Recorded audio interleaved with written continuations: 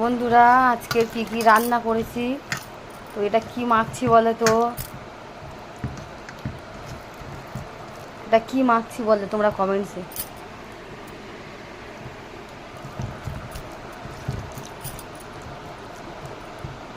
তো বলে দিচ্ছি, এটা পেঁপে আলু মাখা। তো জানো তো আমার এখন মানে শরীরের কন্ডিশন খুব একটা ভালো নয়। যাই হোক, পেঁপে আলু মাখা। আজকে আমি পেঁপে আলুটা মাখিয়ে নিলাম। তো খুবই ভালো লাগে গরম গরম, তা বলে ঠান্ডা নয়। তো সাথে আছে ভাত, এখানে দেখতে পাচ্ছ। আর আজকে বেশি কিছু করিনি, কেন আমাদের দুবেলা রান্না হয় আর কেউ ভাত বেশি খায় না।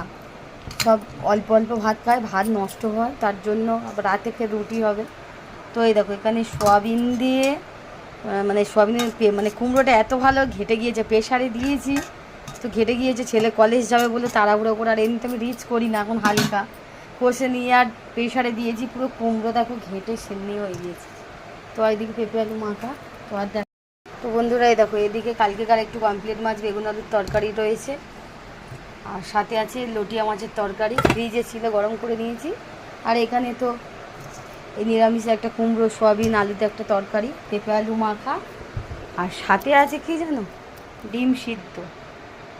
তো আজকের এই রান্না তো কেমন লাগলো অবশ্যই তোমরা কমেন্টে জানাও।